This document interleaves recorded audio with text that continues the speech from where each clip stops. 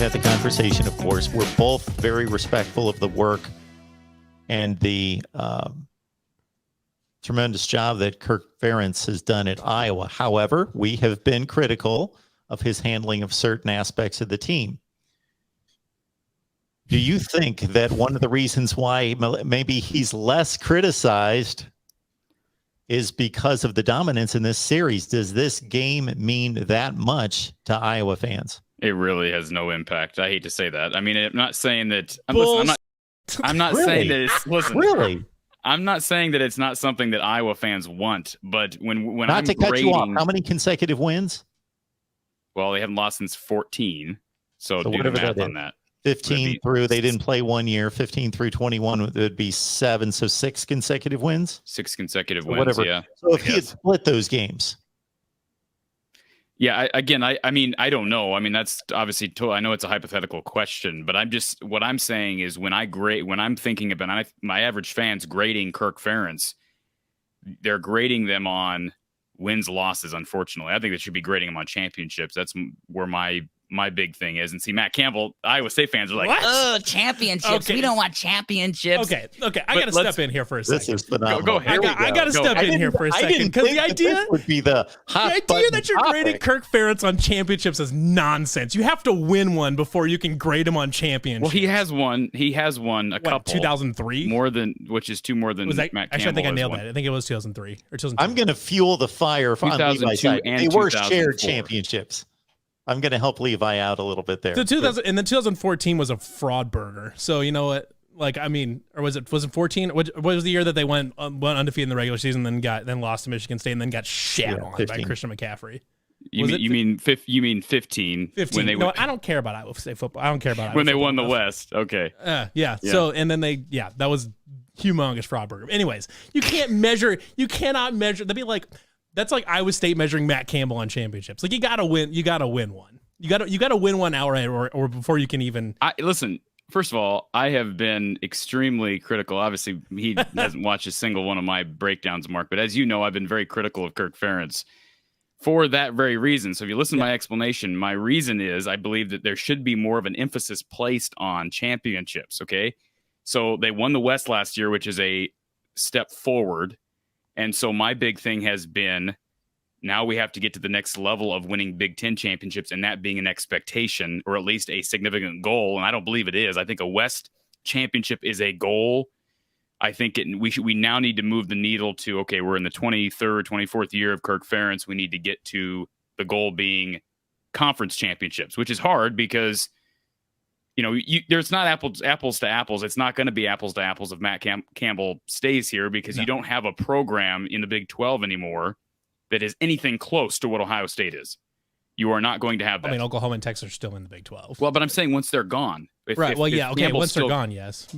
Like, I'm not. I can see Iowa State winning some championships, and I'm not saying that that's an excuse like I said, these two programs should not be weighed in comparison to one another. One thing that I think we'll be able to grade it a little bit better in 10 years once the new Big 12 has been together for a while. That we've been critical of Kirk Ferentz, even though we greatly respect him, think he's a top flight coach, critical of his handling of the team in certain areas, and then not, to Levi's point, completing a championship run of the entire conference for a long, long time.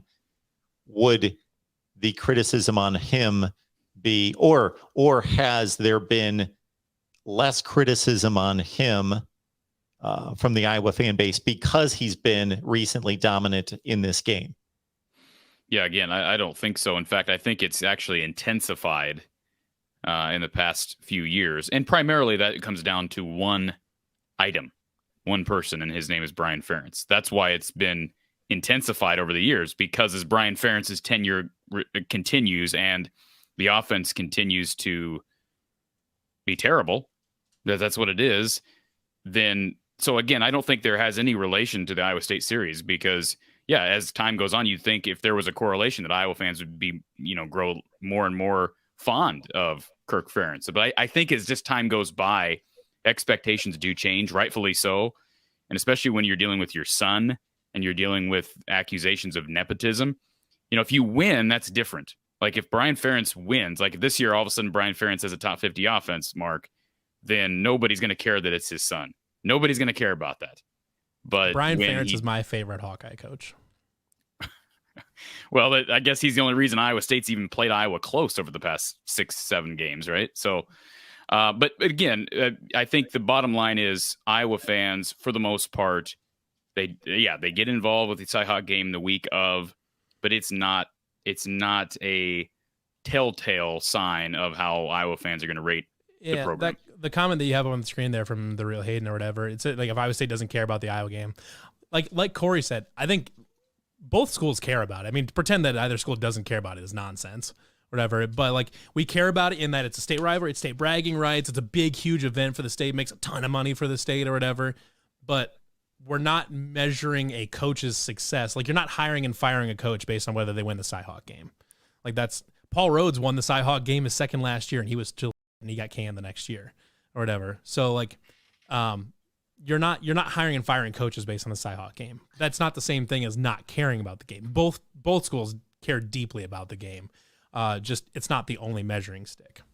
Because I'll make a comparison that Ohio State and Michigan. So we're talking about a program in Ohio State where the fan base believes, whether it's legit or not, that they're going to win a national championship every year. Like that's what we're trying to do. That's kind of the goal and purpose and the stated expectation, whether it's realistic for that particular year or not. But there have been like massive polls. I'm not talking about a Twitter poll with 48 respondents. I'm talking about massive Ohio State polls. Would you rather win a national championship? And again, this is a fan base that's what they're gunning for, or beat Michigan. If you won a national championship and lost to Michigan, would that be successful? They would rather beat Michigan than win a national championship. So that's why I'm just leveraging that against this rivalry to see how important this game is. I think it could be kind of like that. I don't know if I'm quite that far, but like if Iowa State and Iowa were in the same conference, this would be probably an entirely different conversation. Because then it would be like, True. Not only do we want to win, but then it matters for the rest of the season too. But while they're non-conference rivals, that like we want to beat them dearly that week, but then we still have our own conference to focus on. That's kind of the ceiling for it while they're not conference rivals.